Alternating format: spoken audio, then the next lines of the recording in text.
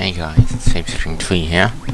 I just want to do this one, this of continuing with the whole thing in the ancient waterway. Also, as for the after years, I cancelled it because it was becoming really negative and it was losing its touch. I felt it was not being as positive and being really negative. Not a lot of fun, and I was not being very entertaining. So, I'm hoping... So, if I ever try to do that project again, I'm not sure I will. It will be much different from... I will hope it is not as depressing as that was.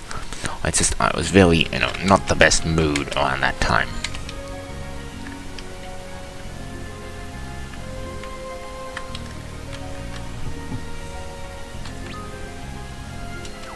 Anyway, I'm gonna try and travel through this place, pick up some treasure chests, do what I did. There's not a lot to explain here. There's not a lot to talk about, but now, one topic I do want to talk about is actually, I will probably go more in depth, but I am a, you know how I am I kind of like the Sonic series. I'm not gonna lie. I like that series. Because it was a good series, but for me, a lot of the more modern games are kind of bland.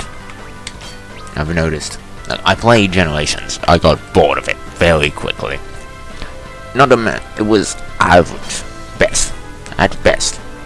It's average. Very average.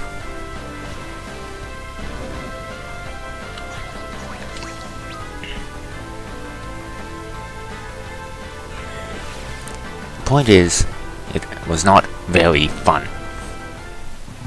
I started to lose interest because the series was just not heading in a very interesting direction. I got bored of it being... It took too much of a focus on the gameplay and it took away from the story. I'm a big stickler for story games, that's why I love RPGs so much. The problem is, when it comes down to taking away the story, Sonic suffered from that, I think. The series suffered really badly. Which I meant for someone else. I thought it was Cecil. Oh well, doesn't matter. But I'm just gonna say that the series really did suffer for that. I believe it's probably why Sonic is in such a wreck right now. Yes, everyone could say 06 was buggy. Yes, but everybody says it is just bad, and they don't give it any proper praise for what it did right. It wasn't... yes, it wasn't perfect. I'm not gonna lie, it wasn't the perfect game. It has some programming issues. But programming issues can be absolved. That is a problem that has been solved many a time. It's a bug. Deal with it. It's not the fault of the game. It's the fault of the people who made it. Point is, you can't blame a game. I don't blame games for being buggy. I do blame games for being badly written. And yes, it is a problem, and I understand that. But a bad game, you could do with having a bad game, is that you put too much unnecessary garbage in it, and it stops becoming, you lose interest in it, because, Now, I'm not saying that every Sonic game needs to have a story. Heck, what they should have done, they should have split it into two different things to... You have the audience who likes the story, and you have the audience that likes the gameplay. Both of those audiences are valid. You need to cater to both. In other words, you need to make one game for each group. For example, now, I know Shadow the Hedgehog is not the best game out there. They could have turned that into kind of a thing that they make Shadow games and Sonic games. Shadow's more dark for those who want to, has a much more important plot elements. You know what I mean? That doesn't mean they both can't appear in each other's stories, but they shouldn't turn up for long. It should be to throw a one-liner in, something like that. Shadow comes and goes, lectures Sonic about being arrogant and then leaves. Sonic about him being too arrogant or confident and leaves. That would be a good way of doing that. It's actually one of the topics that I want to do for this channel. I'm going to discuss it in the future. And that's one big topic that I want to discuss on this channel. I haven't. I wanted to come, but it will be something that I'm definitely thinking about bringing up in a future video as a discussion topic. I want to discuss your topics, but it's not going to happen until I get to about 100 subs, because I'm going to be honest, at my low sub count of 3 on this channel, it's just, you can't have a discussion without people. That's the only reason why. Look, I don't care if this channel stays there and never gets any larger. I mean, if it does, great. But if it gets to 100 subs, just so that that's kind of where my goal is right now for the channel. I just want to get there so I can start discussing things with people. I want people to start thinking about this. Because games are a great medium. I wanted to share it with you. With all of you who are watching this. Now and into the future. And this is one of those big topics that needs some discussing. Because, you know, at this point, I'm not looking at the future of gaming, and I'm not impressed. Now, it's not going where it should. It's not making the necessary changes. It's not trying to innovate on itself. God damn it ain't that hard to make your games a little bit more innovative. Try to innovate. Should always be the key. Make something new, something different. Even if it's once every 10 years. Make one of your games every 10 years with some new concept. At least regardless of whether it fails or not, it's going to grant some new life for your series. Because the thing is, either way, and if you're any of your game designers watching this video in the future, the point is that if you do make a change, I know two things will happen. One, you know, people will either go, yeah, you know, people will either go, woohoo, it's good if it succeeds. If it fails, it goes, I prefer the other games. You know, we're just gonna re-invite some interest in those. Make people understand why those games are good. You know, gives them a comparing point for why those games are good and what they've done right. Look, and even for this series, yes, Final Fantasy, people back 13.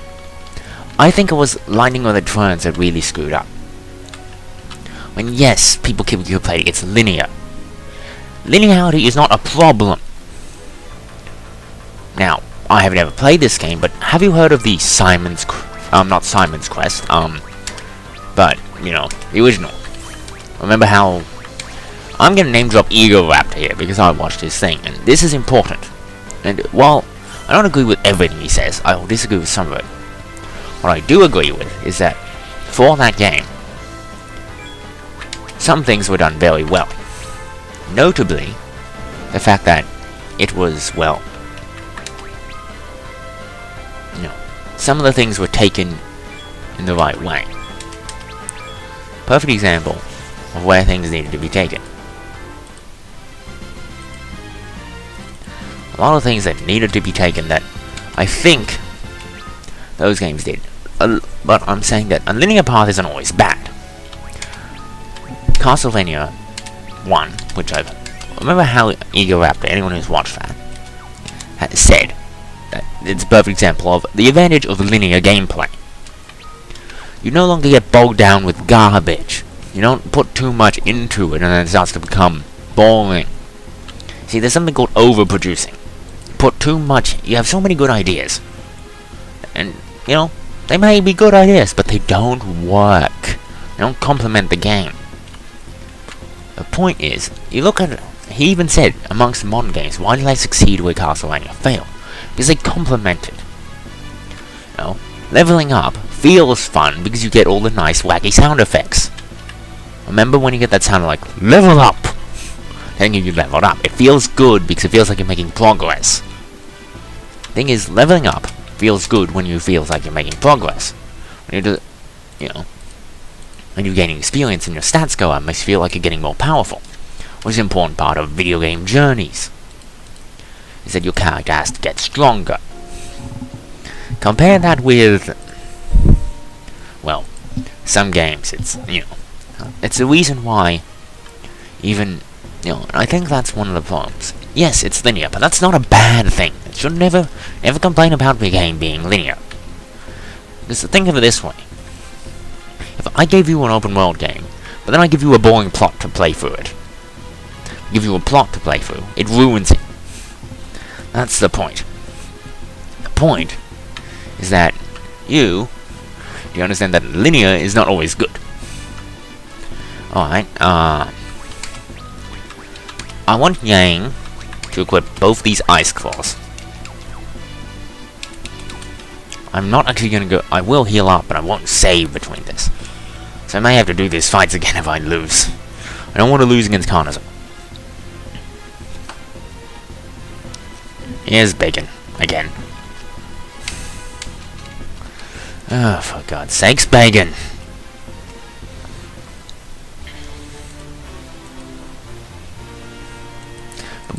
I mean, come on, you should know that it's not going to... We shouldn't really know... I mean, anyone who plays this should know it's not going to join your party because we already have 5 members. It's more of just there for no reason, really. Other than to be a boss fight.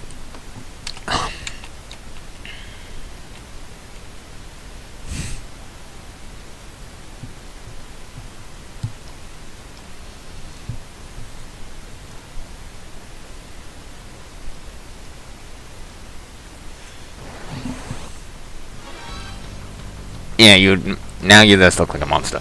Look, this design for me for Bacon is a bit weird. It kind of looks like some weird shagging.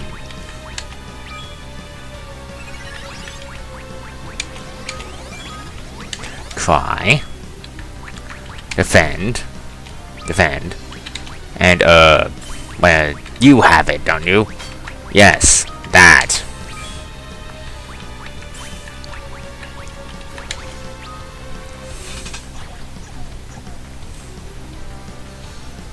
And there's a reason why I have him have focus 3 times, because there's a good chance that on top of the kick,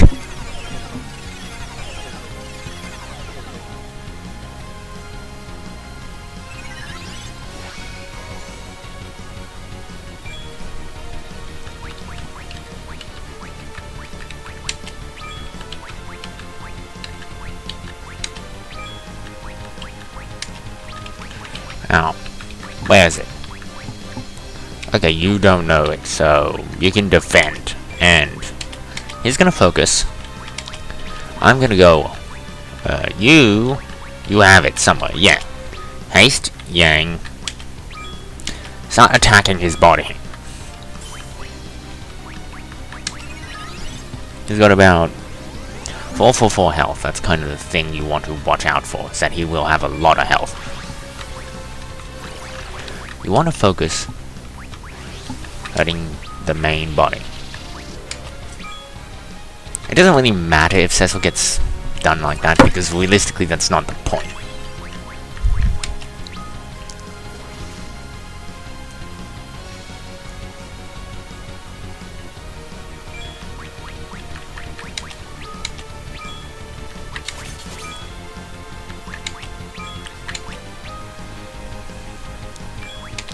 Now, after that, I'm gonna focus 3 times, and then kick.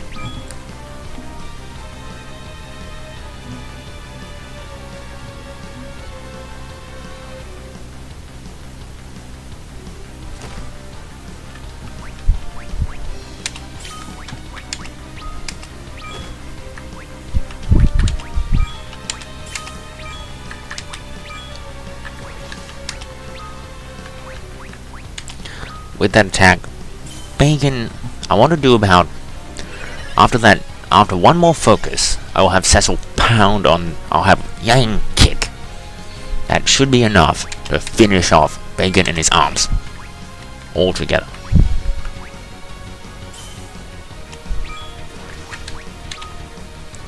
Basically, I want to take him all out in one piece, because those arms will explode, and Bacon can well just bring them back. Yeah, also his arms are snakes. I don't care what you say, that's not acceptable. And see, that's essentially the main thing you want to do with Bacon. Same as last time. Both these fights, all the fights are relatively the same. Only difference, you have more tools and are more capable of dealing with the bosses. Realistically, none of these enemies are real threats in any way. I'm gonna be brutally honest. Look, I would love to complete the sequel on this channel. But it's just, it didn't go right. I'm not gonna lie, that one was a bit, you know, it wasn't going well. Like, I think that the game's interface for me, I was not enjoying it that much. No, I don't know why. I wasn't. I think it's because there's, I don't know. Trying to know everything about the game and trying to do 100% run on it, it's a bit more complicated when you have to check back on a fact rather than having the book in front of you. See, I'm doing this because I kind of want to sort of do the explanations along with these games, so that you sort of, because there's always people who play along with you, or try to. And that's something I learned, and it's one thing I learned from that, is that you gotta make sure that the people who you are doing it with understand you're going along, you know, you gotta be catered to them as well. I'm gonna try to defeat Kazanazo as well doing this. I'm not gonna go and save. So if I screw up, I'm gonna have to be begging and Kazanazo again. In which case I'll probably be redoing that time. I'll have to redo the video. I have to battle him again. Although I shouldn't lose to Kazanazo. He's not that, you know, considering how I beat him before. It's tough, providing you underestimate him. Providing you do everything.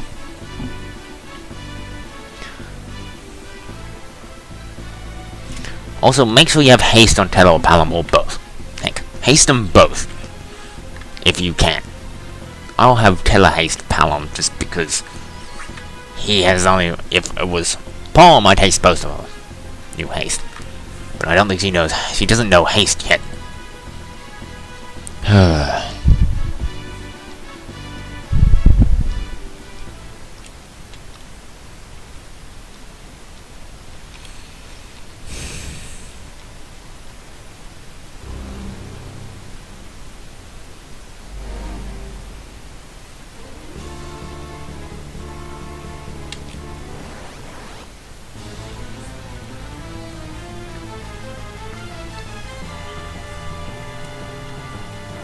I think Palom has the highest speed here. I think that's, or something, that's the only reason. Maybe it's just, I have no idea why he gets the first turn. Okay, Cry. Haste. Palom.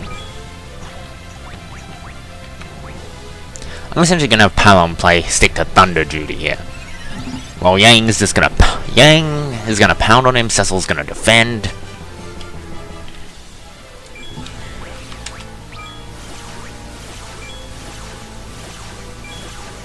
Oh, damn it. You'll deal with that in a moment. Protect everybody.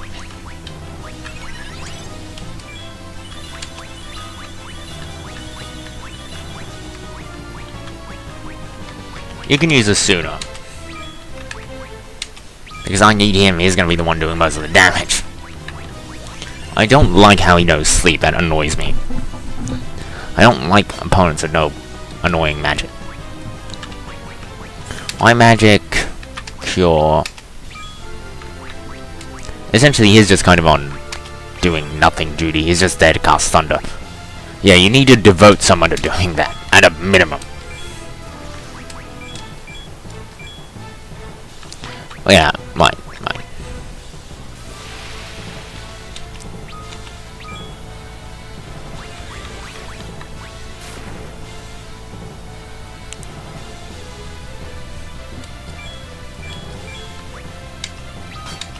I don't understand why he even bothered. Well, although it is a much more interesting thing than just having been weak to thunder all the time. He actually changes his weakness by summoning water to his feet, then hitting you with powerful attack. I must admit this is actually one of the more interesting boss fights for what you could do with a water opponent. Considering, again, how many times are you going to do this within this fight? Seriously, it's his trump card. It's the only thing he ever does, that actually does anything in this fight. Gee, it feels like it's the only thing you ever worry about. Yang, punch him. With those ice claws, because I need you to hurt him. And that's another reason why I have that kind of. Alright. Tell her. Remove that. Yang, rinse and repeat your focusing. With Cecil pretty much tanking, in a post-game on this game, this fight becomes kind of stupid.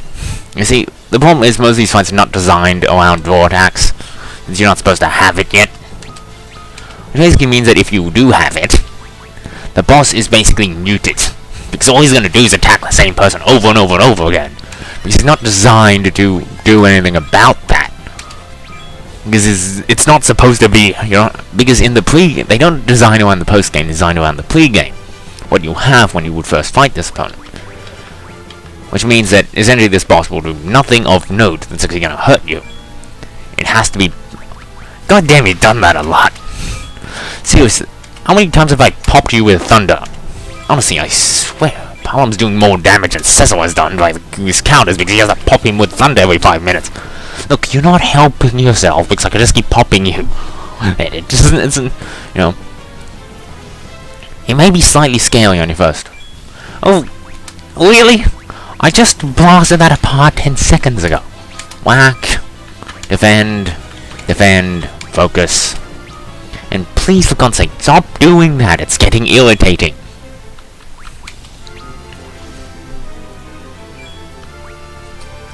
Okay. You're gonna slow him down. Where's slow? Oh, I saw it. There. Slow. And just wait him out. I mean, seriously, he can't do anything in that I think he actually heals himself in that shell, so punch him. He doesn't counter while he's in his shell, that's important to note, so you can do whatever you want to him while he's in his shell if you want to. So, Taylor can even hit him with a big spell. This is a perfect example of how, literally, you don't even need to do anything during this part, I'm gonna be brutally honest. As long as he doesn't... If he... This is another thing you can do while he's doing this. Look, that happened because he just sat in his shell. Literally, he died while he was in his shell because he wasn't actually... The point is, his shell doesn't really... It lowers damage, but doesn't stop it. It's kind of... I know this video's gone a little long, but it doesn't stop it, which kind of is his biggest weakness. And Cecil's now level 22, he's learned Cure, and Palom's level that. Look how tough they've just gotten after we beat this guy.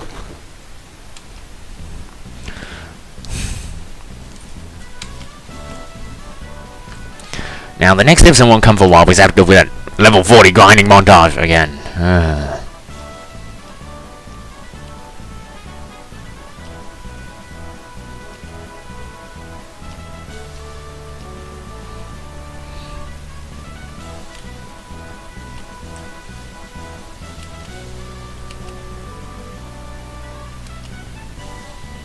Know how to mind his tongue is my twin brother Palom. Goody. This is not the goody-goody. You don't be rude. There's a certain amount of respect. This whole reason why this thing's happening is literally this is a war, and it's happening because people don't respect anybody. Literally, this is disrespect. Literally, you got a big bunch of a-holes who show no respect. That's literally the main reason why this whole thing's happening. Don't I censored that for a reason. Basically, there's a whole bunch of people who have no respect, and that's why this whole thing's gone wrong.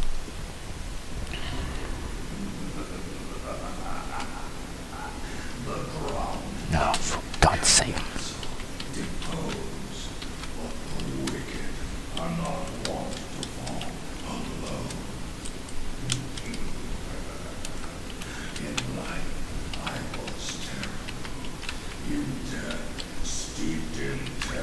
Ah, shut up, you stupid pile.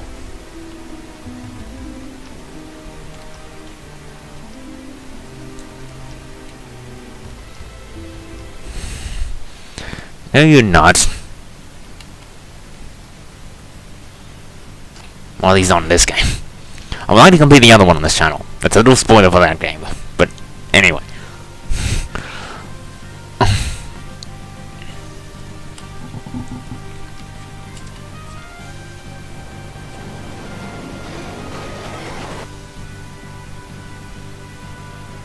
This tsunami in the cellar. Probably not going to pick it up. I don't need any more arguments for this run. I have most of the ones I need for essentially completing the game. I don't need most of them, and most of the other ones are not that interesting or that useful. I don't need another Phoenix. I don't need any of that. I don't even need another Bless. I don't need another Omnicasting. I don't need any of the other abilities Tether has. I mean, Fast Stalker will be nice, but it's just Rosa will now have no space for Fast Stalker. And I mean, no. Oh, fuck. I don't need to go over discussions with all these things. It's just... So anyway, you won't see me make any more of these videos until after this, because there's going to be a whole bunch of grinding. I don't know when I'll even get around to that, but I'm sick of watching these godforsaken scenes. Anyway, so the first... Now, I'm just going to head over and say that you will see me at Eblin. Probably in the next video. I'm not going to go through the entire grinding montage right now. I'm probably going to do that some other time, whenever I feel like it. This video is getting this is a post-game one. So if you're not playing along, you don't need to watch this. I mean, you can if you want to listen to me talk about stuff. But you don't need to watch this. Although this episode's kind of important because it's discussing why. Consider this as part of being my discussion on, I might actually do a video. If any of you ask, if anyone else asks, please tell them that I discussed it on this video. Anyway, this is Shapeshifting Tree signing out. I hope you enjoyed this episode, and I'm sorry that the other project didn't go so well. But I hope you enjoyed the rest of my content. I'm sorry.